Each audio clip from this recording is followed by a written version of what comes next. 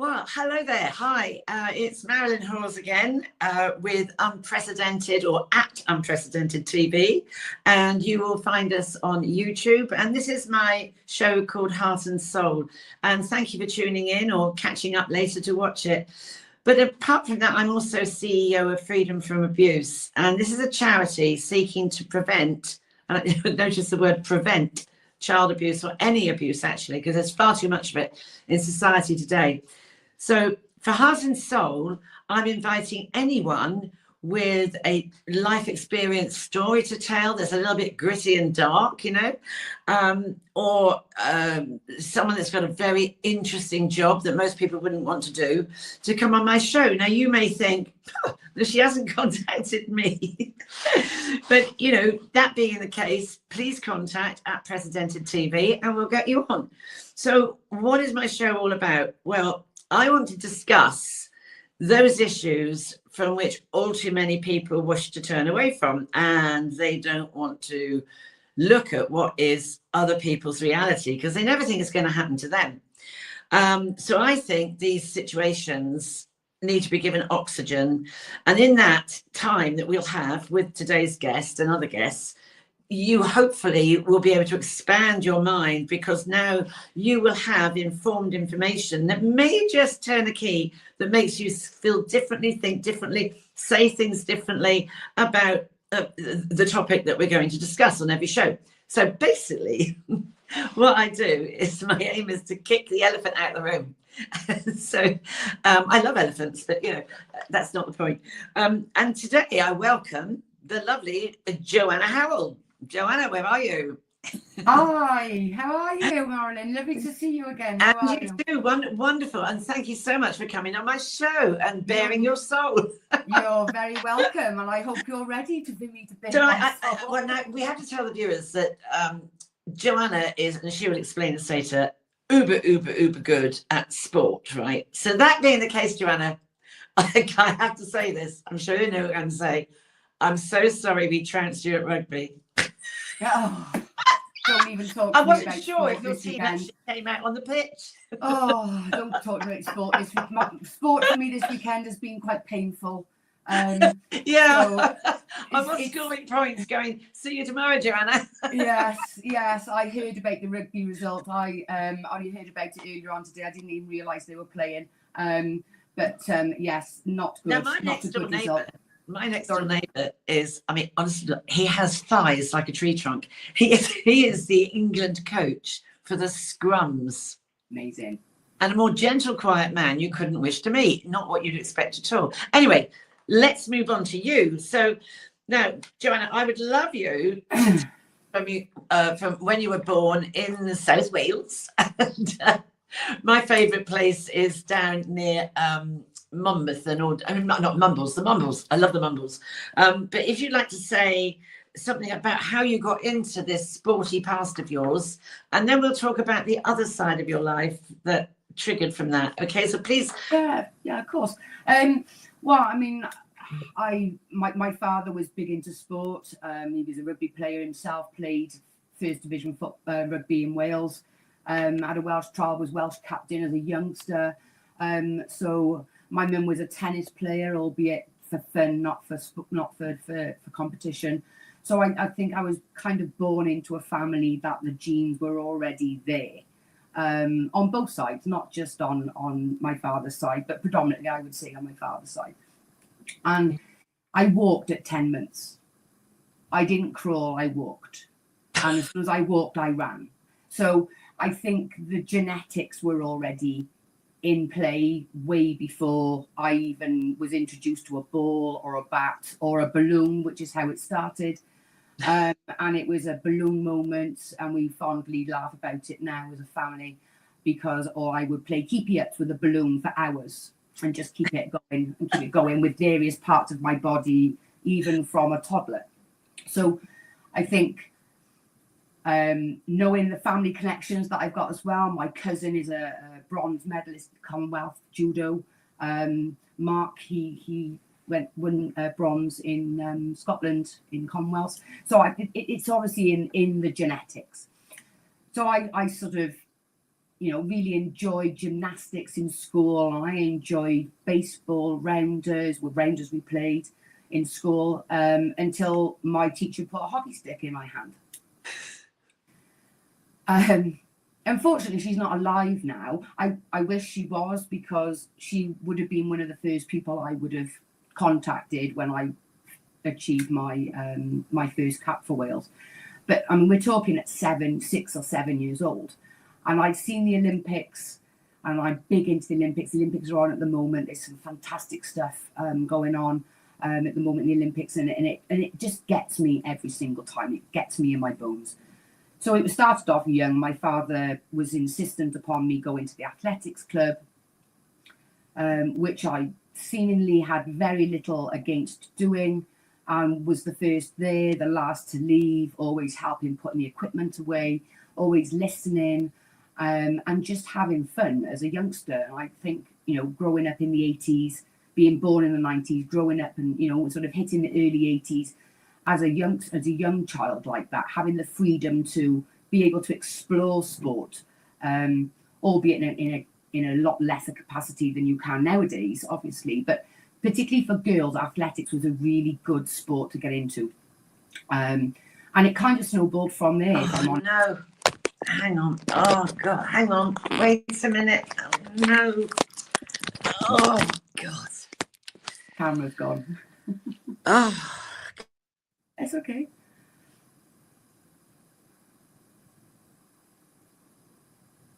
Not sure what happened there. she used a phone rather than a computer. Right. Yeah, that's why I came home to use the home computer rather than my phone. Oh, is it? Well, for some reason, Marilyn can't see the guest when she's on a computer. So we do it. Sorry, I get so annoyed about this. What happens to my phone? Carry on. Carry on. Pick up from where you were. So the Olympics really was what. One sec. Sorry, I'm really, really sorry, because you're now on the other side to each other. So just hold that thought. So what I'll do is this. Yeah, that should be good. Right, bye. Sorry. It's okay. Off you go. So we talk, going back to the Olympics. So that was really what kind of got me to start off with. That was, I remember 1980s Olympics. I remember 84 Olympics because it was my favourite Olympics as a youngster, because Britain did so well in that Olympics and our kit was beautiful, and I'm very much into the kit as well. So, it all had to look good on the, when you were doing it. And it just grew within me. So sport, and it helped develop me as an individual. There's lots of positives about young people being in sport. And I think nowadays there's a lot more support around people being in sport. But for me as a youngster, particularly with athletics, being very singled out sport, you're not in a team unless you're in a relay. You're not in a team unless you're going to a competition.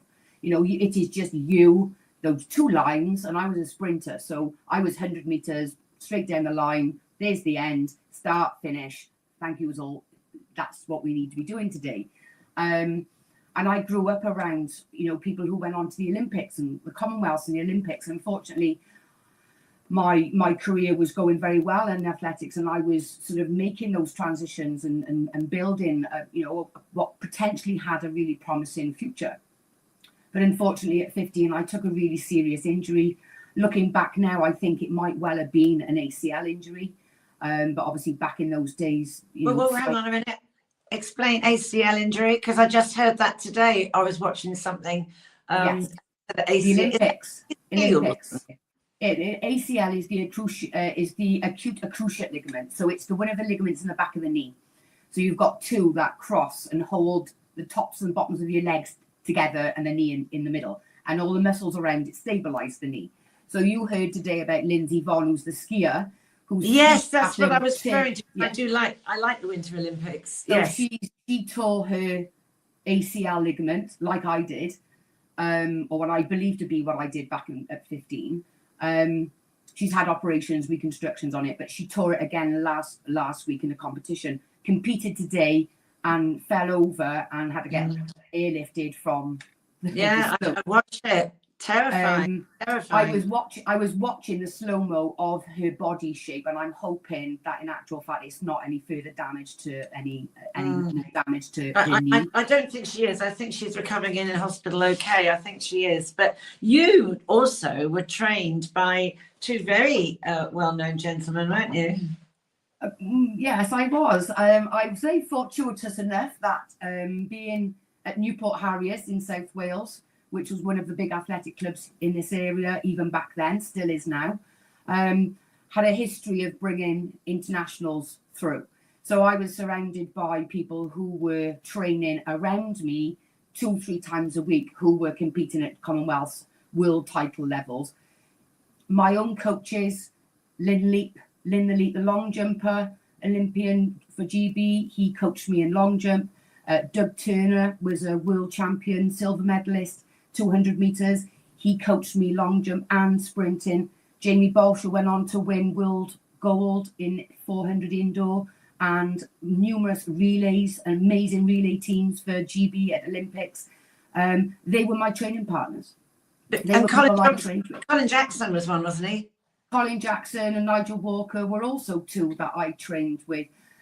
The Colin and Nigel, they came to our international camps, so we were blessed with having them with us in small groups. So I was maybe training in a group of maybe 6 to 8 people, sprinters, who then were having the benefits of insight from a current Olympian who at the time was world champion, Olympian, Commonwealth. I mean, you name it, Colin had his name on it. So, and the Olympic record. So I was surrounded by talent. You know, just listening to you, Johanna, I feel I need to go and suck half an orange and have a lie down and have a bottle of water. I'm already worn out. Yeah, I'm like, that's extraordinary. Yeah. I mean, my children are all, especially my daughter, very into sport, and she was one of those clever kids. She could have done anything, you know, anything, and had a difficulty deciding what she wanted to do. But her little children are similarly, they live in Bermuda, and the oldest one she's 8. She's in the under 10s triathlon, and what's her name? Flo. Oh God, she won a gold for doing the triathlon. Oh Bermuda. yeah, Flojo, that's right. And she's met her. I mean, honestly, how do you get to meet someone like that? Anyway, but behind this enormous, amazing story, there is a very nasty, dark side, isn't there, of your childhood, very traumatic. And what I like to do with my show is I like people like yourself who are like living the dream, as you have done, but showed enormous resilience to come through what they went through as a child. And my show, I love to end on a huge message of hope. You can get there. So are you happy to share with me your trauma history? Yeah, of course. Okay, go for it. Well, I had a very, how can I describe, I had 2 different parents who came from very different places. I had a structured, safe, loving mother, and a very difficult, distant, and very challenging father. For me, as an only child growing up until the age of 7 and 7.5, nearly 8, which I was, it was difficult because when he was there, he was a pain, and when he wasn't there, it was harmonious. And as a young child, I don't think you really fully comprehend the impact of what's happening around you, maybe as much as you would as a younger adult, or even as a even more mature adult now in my 50s. Can I explain to you as why that is? Because when you are a young child, because I think it's interesting, like you said, you couldn't work it out. When you're a young child, your conscious mind doesn't come online until you're about 8. So all that time prior to that, everything that you would have experienced and learned and watched was your reality. You only have your subconscious mind, and it just absorbs everything. you don't have the ability to have the internal conversation where you can say, oh, this is ridiculous, my dad's a pain, blah blah blah, well, stuff that, I'll do this, that and the other. You don't have that ability, by which time that stuff sticks in your consciousness, really. Yeah, I mean, obviously as a mature adult now, and certainly somebody in the field for a very long time, working with complex needs, having gone through trauma myself in the last couple of years, going through therapy, learning a lot more about PTSD, which is a diagnosis, reflecting on childhood, and obviously how instrumental those first 10 years really are. And on reflection, I can see behaviors, conversations I've had with friends who I grew up with through school, who I discussed behaviors with, and they said, well, yeah, we didn't understand why you were behaving that way, or we didn't understand why you were too scared to go home on that particular day, or we didn't understand why it was that you wanted to choose to go and stay with your grandparents for a week and you didn't want to come home. So there were lots of different types of behavior that happened. And then obviously, as I got a little bit older, with a younger brother coming in as well at that age, sport was huge for me because it was my outlet. It was the only place I ever felt I was safe to be myself, which I was still learning who that was. But also I was very fortunate enough to not just have inspiring, successful athletes around me, but I also had some really good coaches. And I think what I want to make sure that I try and get across in this interview with you is what being coached means, how you can help your child to become coachable, why a coach has a massive benefits to the growth and development of a young person, and why I believe that there is a particular style of coaching that can be transferred across all domains, trauma management being one of them, which is another area, obviously, if we've got time, we can discuss. But, so, being a clever kid with sport, and my daughter was the same. Now, mine, when I was at school, I was very good at music and academics. Were you bullied? Were you bullied at school? I was. Yeah. Were you bullied? Yeah, I was. Right the way through. Horrible, isn't it? Right the way through. I remember being very standing at a distance in the playground and watching people at a distance and not feeling comfortable enough to be able to go up and say, can I come and play with you? I remember in junior school, although predominantly I had a lot of support in my junior school, but there were occasions where it was, so-and-so had that dress on yesterday. So you're wearing the dress that someone else wore from the day before. Like as if an 8-year-old can really work that one out. But anyway, obviously other people pay far more attention to what other people were wearing and I didn't. But that was probably because I was cleaning the sports cupboard, or I was relaying the mats in the hall or something daft like that, I expect, Marilyn. But it's interesting because I was very good at drama, and I went on to be a music and drama teacher. And I've mentioned this girl's name. She must be hating me if she ever watches my show. I still remember, and I'm sure you do. Can you remember the specific names of the bullies? The girl that did this to me was Hilary Webster, and I had the star role of the Bluebell Fairy once, and my mother spent ages making this dress, and this horrible Hilary put her foot right through my dress. I've never forgotten her or how she looks. You don't forget these things, do you? No, I think it's strange because a lot of what I did with the trauma therapist more recently over the last couple of years have consequent as a result of the PTSD diagnosis. Yes. I think that was highlighted quite obviously for me about the impact that all of that had on me, and about my own confidence within social environments. If you put me onto a hockey pitch in front of 500 people to play, I wouldn't be fazed any more than I'm fazed sitting here with you right now. And although there would be that little bit, obviously, because we're talking about things that are difficult subjects to discuss. But what I'm trying to say to you is that on those stages, I was absolutely fine. You put me into an environment where it's a bit more pointed. And then obviously that was when I started to see differences in my personality.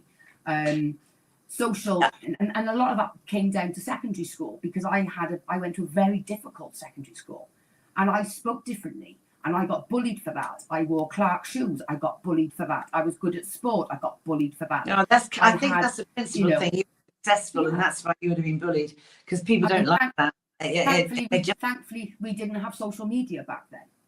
And it's just, I mean, were you? You told me that you were tormented by your sexuality. How old were you when that happened? Was it obvious when you were in primary school? Other people tell me that it was obvious and they worked it out. For me, it wasn't. If I'm brutally honest, I thought it was a rebellion against my father. Right. As a youngster, it was in my thought, it was a natural rebellion. But there's consequences to those sorts of things, and it took me till I was in my mid-20s before I was comfortable enough to say, actually, no, I believe that I am attracted to the same sex. Not that I'm not attracted to men. I'm not saying that at all. And I've met some fantastic guys, throughout my life. But I've never been able to have that emotional attachment to a man. Yeah. And that's the difference for me. It's not that I don't enjoy their company, but that was a very traumatic time. Growing up and coming out, being dragged out of you. Literally by my hair being dragged out of me, It's extremely difficult, especially back then. I mean, because there was such a stigma about it, wasn't there? I mean, and funnily enough, I think, in a way, I think maybe worse for girls than for boys somehow. I don't know, but it is. It's a strange one. I mean, let's talking about the trauma. What would you say trauma is? What is trauma? Can you describe that? What is it?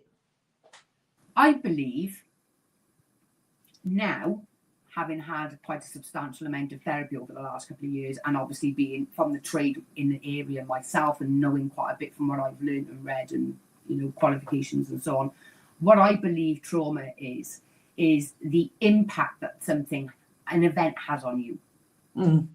It's the impact that has, whether that is a mental stamp, whether that is a physical stamp, whether that's an emotional stamp, or whether that's something more deep-rooted.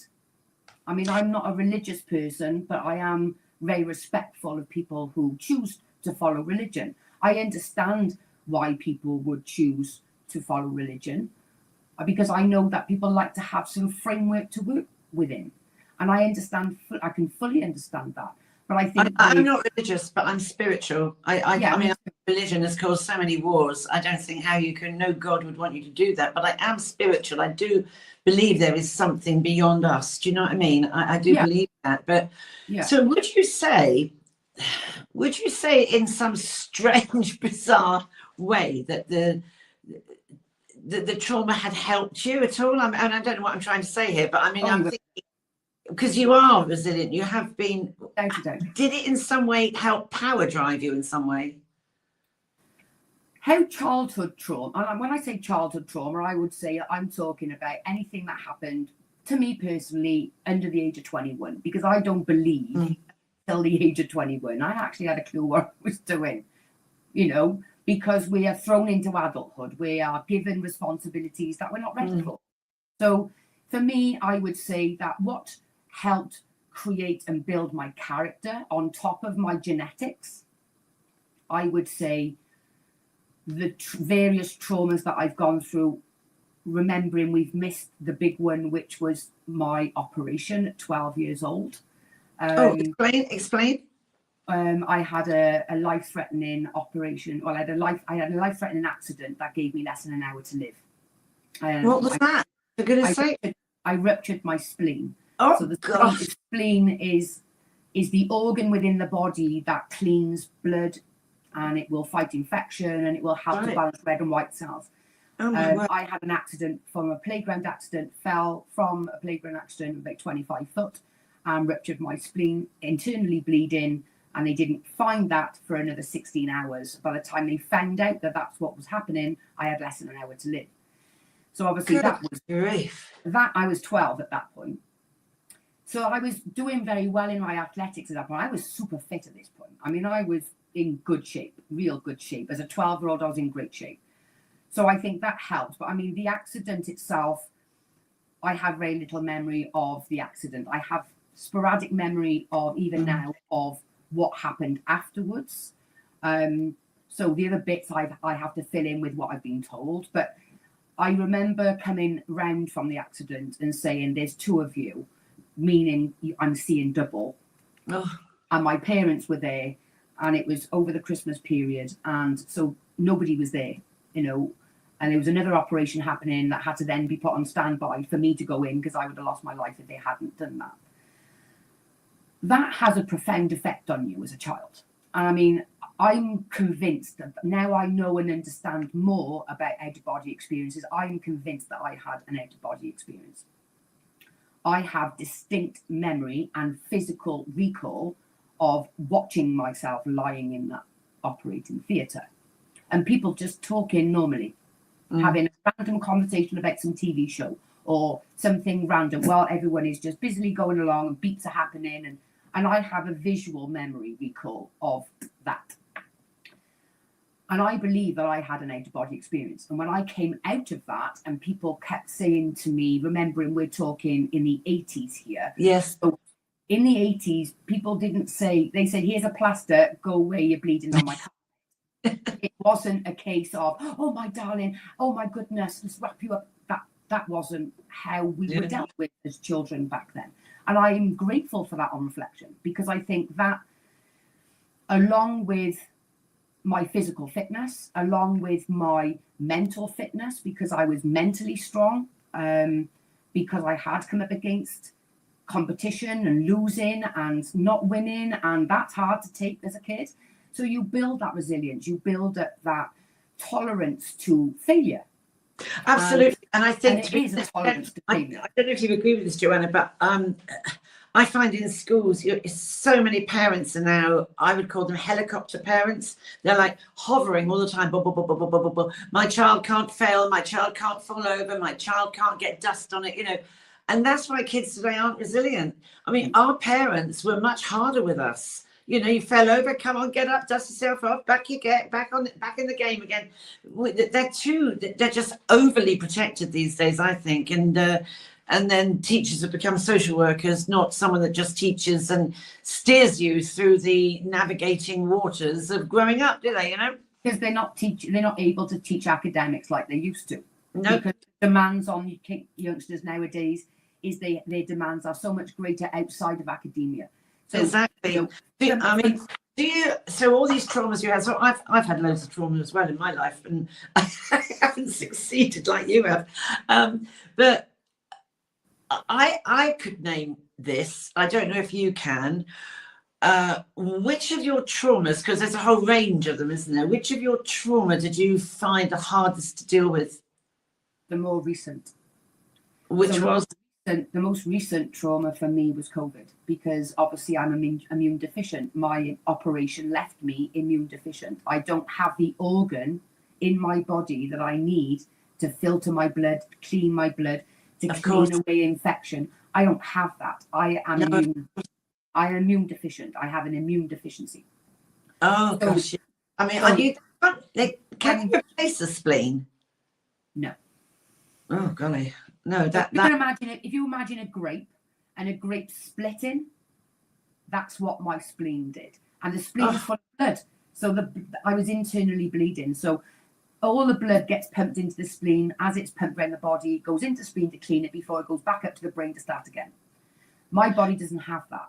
So you must have been extremely, well, maybe you're not, maybe you weren't, but one would imagine that with that lack of immunity, you must have been really quite nervous about during COVID. I would say that I jumped about 4,000 scales on nervous, Marilyn. I was terrified. I was petrified. There wasn't a bone in my body that did not shake, and did not stop shaking for best part of 3 to 4 years. Wow. I can honestly and truthfully say to you that through everything that I've ever been with or been through, and yes, on the face of it, it does look like I have had a very long life history of repetitive traumas. But then if anyone was to sit down and look at their life, I'm sure they could write a pretty decent catalogue as well. Okay, granted. I think that's right. But I always say to people as well, it's how you roll with the punches, isn't it? I mean, and I know some people aren't children. I think I was born resilient, but then it faded away from me for a while because my mother was like an emotional abuser, but I still felt it was there. And then I had domestic abuse and all the rest of it. But I am much more balanced and calmer and actually like myself now through what I've strangely learned from trauma about myself, about people. And I don't look at it as something, at the time I did, but now I don't look at it as something bad. No. I find it impossible to sit here and say that the last 6 years has been a waste of time, because it hasn't been. Although it's been a horrific time for myself as a shielder, as somebody dutifully who shielded like we were told to do, just like everybody else was told to do, and to go and shield. But we did shield because we had medical reasons for that. At the time, I wasn't protected by employment law, and I lost my job. Oh, yes. I lost my job along with a lot of other people who are my age, who are, I am 53 now. I mean, I was, in 51 when I got sacked from my job, because I was unable, because of the mental anguish of being told I had to return to work, of being put into an environment where COVID was prevalent, that other people were allowed to stay at home and I wasn't. That didn't help my situation one bit. And employment law at the time. Where were you working then? I worked for the prison service. Oh. I was working for the prison service at the time. Wow. Well, I've visited a lot of prisons through my own work, but I don't honestly think I could work in one. I loved my job. I call me crazy, but I loved my job. I went into the prison service with complete open eyes. I was a mature person going into the service. I have a wealth of experience of my own background, as much as working with complex needs for over 20 years. I felt that I was qualified. I was suitable. I was sporty. I was fit. I can talk to people. You know, I'm old school, so I can talk to people in an old school way. Try and keep up with new school, which is a bit difficult sometimes, you know, when you don't understand the language. But, you know, and I felt that I had a lot to offer, and I felt I had a lot to bring to the table. And obviously the work I'd done in the community with rehousing and helping people into employment and helping those who couldn't work to be more comfortable in their world, and, you know, engage in activities in the community to help broaden their well-being. You know, I felt that I was qualified. I felt that I was suitable, you know, and being a strong character. And I wasn't fazed, even though I understood the risks. Were you ever threatened? Of course. I mean, you're working in a violent environment. I mean, were you in what category prisons were you in? So I was in a men's Cat B prison. Oh, Cat B. Cat B. That predominantly had Cat A and Cat B prisons. Yeah. I visited prisoners in that, and it's it's volatile. It's very volatile. I mean, for me, I found it actually quite. I don't like to use the word easy, because I don't mean what it implies. But I had an innate ability to be able to pick up on the energy of what was going on. Mm. And I would be able to suss out just based on what I was listening to, you know, and looking more than just with your eyes, and listening with more than just your ears. You know, I sense something was going to come. And people will tell you who've worked in the service that you've developed that innate ability to be. Yeah, I think you have to. That's a survival mechanism, isn't it? I mean, you've basically got eyes in your backside, haven't you? You've always sort of looking over your shoulder, but you're not. I always remember when I was teaching once, and it's the same when you're well, not the same, I mean, it's not violent like you explained, but even when you're in a classroom and you're doing something on the whiteboard and you just say, Simon, would you please sit down and stop being a pain? And they're like, how did she know that? And I go, because I've got eyes in my backside. But you just smell it, don't you? You just know when it's going to kick off. I mean, I've been in prisons, and I've been in Cat A and Cat B prisons, and you do feel the tension building. I don't know how you do it. I really couldn't be threatened in that way. Well done you. I mean, but did that, how did that help your trauma? Well, the trauma I experienced with relation to COVID was the fact that I was being made to be put into a life-threatening situation. So if you like, you could argue, if you like, that re-triggered my accident. Life-saving situation, threat to life. You know, we could argue that could have been what triggered me off was the accident, was the thought of then I am more susceptible to catching COVID and dying from COVID than anybody else around me because I am immune deficient. To be told that you have to go to work anyway, and you're expected to go to work, even though you have presented what you've presented, as in what you believe to be an unsafe action, that was enough to break me. And the thought of, I mean, the difference with being in a prison, and I say this, and I'm going to say it in a joking manner, but I mean it seriously in the sense that I would rather deal with 70 prisoners rioting than have to face COVID again. Because for me, COVID was more of a threat. I never felt that my life was in danger like I did with 70 people rioting at me, as I did with the thought of one little round COVID thing, which obviously was imprinted into my brain from seeing it so many times, you know, and dreaming about being chased by giant COVID bubbles, you know, that you see on the news. I mean, I'm not just the only one out of, I know I can laugh about it now, but at the time it was serious, Marilyn. It was not pleasant at all. It was, you know, I mean, I was traumatized by the trauma. Oh, yeah, well, you're re-traumatized, aren't you? Yeah, I was constantly traumatized, constantly being traumatized. And it was threat to life, threat to life, threat to life, threat to life, threat to life, all the time. I mean, I find it fascinating going to prisons. People think I'm weird, but it's such a world apart from the outside world. I do think it's extreme. But then I've always been interested in crime and policing and stuff like that. It's what I wanted to do when I was 18. My dad wouldn't let me. So I've never lost, how I became a music teacher from that, I really don't know.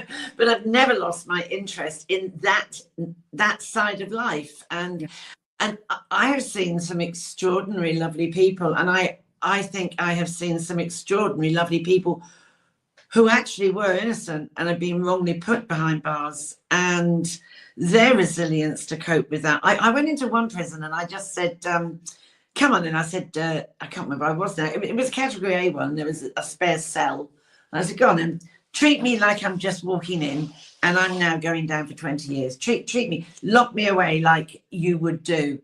I can still remember that experience of that metal door slamming and the little grid thing sliding across and looking at these 4 grey walls with a miserable bed and like a sort of a window with bars on. And I thought, and I am going to have to stay here for 20 years. And I thought, why? Why does anyone commit crime? And then you could hear all the other prisoners shouting. What is bizarre, if you go into a paedophile wing, which I have been in, this remarkably eerily quiet. It's not like cell block H, but that experience of being shut in a cell in the way they put them in was, I mean, that would have enough to have kept me straight on the straight and narrow forever, because it's really something, isn't it? Well, it is. And, you know, I mean, the environment is not for everybody. I mean, for me, I believed in my heart of hearts that I could bring something to the table. I believed that I had a skill set and a knowledge base that would be invaluable within the realms of helping people, rehabilitate them. I'm a trained teacher myself. I've specialised in work-related qualifications and training. I've specialised in psychology was my thing. That, you know, Wow. I am. So did you do this? At what point did you train to become a teacher? When you knew that your sport career was pretty much over? Yeah, I got to 30 or early 30s, and I just had an epiphany. And I had some time off to really think seriously about what I wanted my future to look like, because up until that point, I was working towards having this second chance of life, because operation, that was kind of how I mentally viewed it, even as a young child, and still do.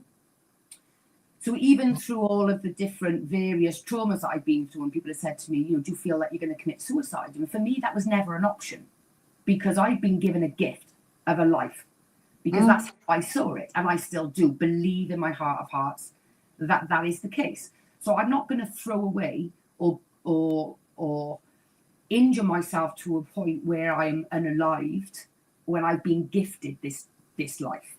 For me, that has always been a foundation for me, solid foundation, because I could never fathom or mentally understand why I survived it. I was guilt for whatever reason as a child, as you do, I don't know. But I said to myself, you were given the opportunity to see what was going on and how you had your life given back to you. Go and live it. Go and do it, what you want to, the way you want to live it. And I did. And there's lots of things that I did that I look back on and I think, wow, how did you even find that opportunity? How did you even know that person could open that door for you? But it did. And I think that relentlessness to want to experience living, having been nearly lost my life, and again when coming back to COVID, foundation wise, I think what kept me going through all of that was the little coach on my shoulder, who's the me version of the coach. I became the student, shut up and started listening to what my internal self was telling me, because I had the knowledge, because obviously, you know, what we seek is already within us. So I don't know who it was who said that, but there's someone famous who said that, and I can't remember who it was. But, you know, what we seek is already within us. And I had to take that faith, I had to take that desire to want to allow myself to help myself. Yes. Get it? Am I feel, because I did you ever feel in any way like taking your own life? No, I can honestly and truthfully say to you, no point, at no point. And people said to me, because we've had hockey friends who have taken their own lives in the last 10 years, 2 of them, and I know how much that hit the bigger, broader Welsh Masters hockey scene, and how hard it hit them.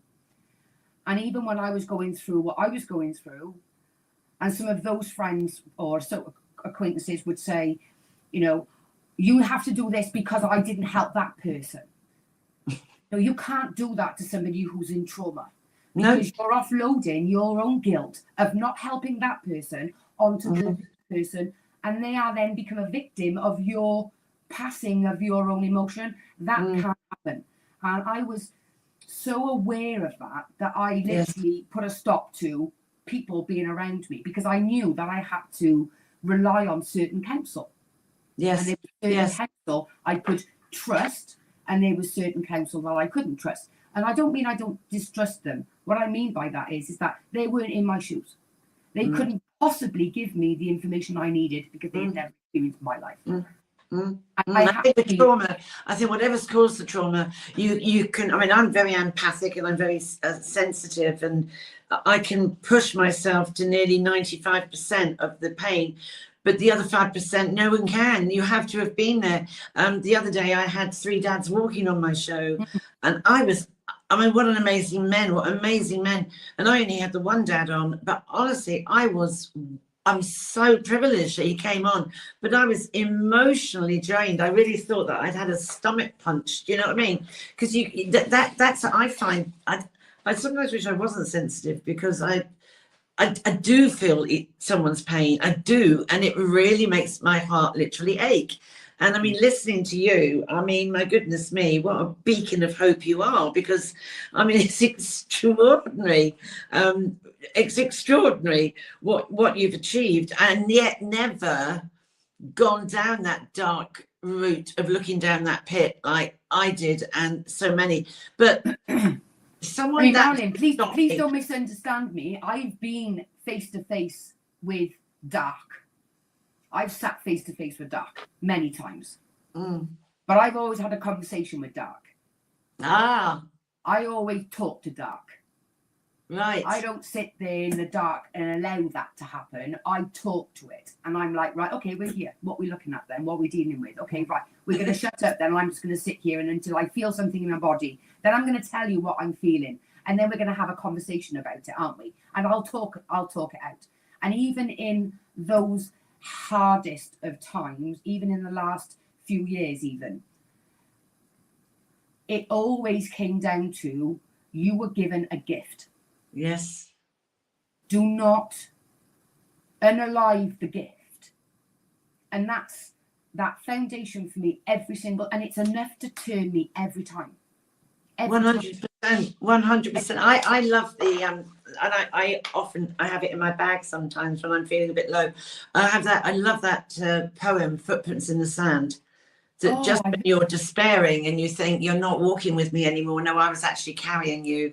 And I love that thought. I really love that thought. So we're coming to the end of what's been the most extraordinary, enlightening interview, Johanna. I have to say, I'm absolutely gobsmacked. But you know, what is next for Johanna? Never a dull moment, Marilyn. Never a dull moment. No, it can't be. Life's too short. You're a long time dead, aren't you? Well, live every minute. But what is now on the horizon, your objective now going forward? Well, I have to embrace the last 20 years of my life for sure, because I made a conscious effort to pursue a career.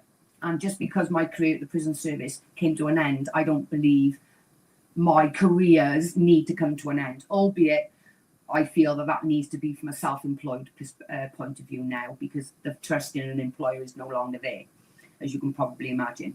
So like I said to you earlier on about coaching, I'm very aware that in this country there isn't a regulatory board and hasn't been a regulatory board for trauma until now. Recently, as you know, because you've interviewed Rachel Fairhurst. Rachel Fairhurst is going to explode onto the circuit at some point in the not too distant future with this incredible system and framework that she's built and set up for the management and the governance for trauma informed and trauma aware practices in the UK. Long time needed. I can see Rachel and I teaming up at some point in the not too distant future. I can see potentially some coaching business that I'd like. I have it up there in my frame, which I designed that logo about 3 years ago, and it's been on the wall ever since. And the wording above that, it says, when your body wants to give up, train your mind to push for more. Oh, that's so true. That is true. And I think that, Johanna, I think is the message of hope from this show. Because if you were saying to anyone now, could you just repeat that again for us, please? Of course. When your body wants to give up, train your mind to push for more. 100%. And that is really resilience, isn't it? That's what it is. And I'm always saying, you know, some children are resilient, some people aren't, but you can all become resilient by finding that person, that sort of solid oak tree in your life where you are not judged by that person that's always pushing you forward. And it might not even be your life partner. It might not even be your children. It could be the next door neighbor or some random friend that you've met by meeting them on a train or something. I mean, it is extraordinary. And I think a good coach, and I've seen it in my teaching career. I'm not a coach. You could say teaching's coach, but I think a really good, solid sports coach can do so much for children that are struggling. They are a role model. They really are. And you can see children thrive and flourish, and that person does become their role model, and they are completely unforgettable. You see it so many times, and huge respect for coaches that do a really good job. So Johanna, it's been an absolute pleasure having you on. Thank you so much for your time. I mean, extraordinary resilience, hugely inspiring. And anyone that's listening to this, do take on board that phrase that Johanna has just said to us, because that is what it's about. Our bodies want to give up, but our mind has to push through. Absolutely spot on, Johanna. Thank you. And also, I would very much like to have you back on, if I may, at some point, to talk about life behind bars. Yeah, that'd be great. Yeah, I'd love to. I would love to do that when you're ready and when you can. Please let me know. And it's been, I hope you've enjoyed the interview. I very much have. And thank you. Thank you so much. Enjoy the rest of the day. I will do, and you enjoy the rest of your evening. And thank you to you and your team for the opportunity. And I look forward to speaking to you another time. Thank you very much, Johanna. Bye for now. Bye. Well, phew. Is there anything that Johanna Howells hasn't done? Goodness me, what a lady. She is, I mean, goodness mine. She has really used, has she not, mind, body and spirit that sort of literally power drives her through life. And I certainly have, and I hope everybody else can have. We're not all going to be hockey players, but, you know, that very essence of Johanna is hugely inspirational.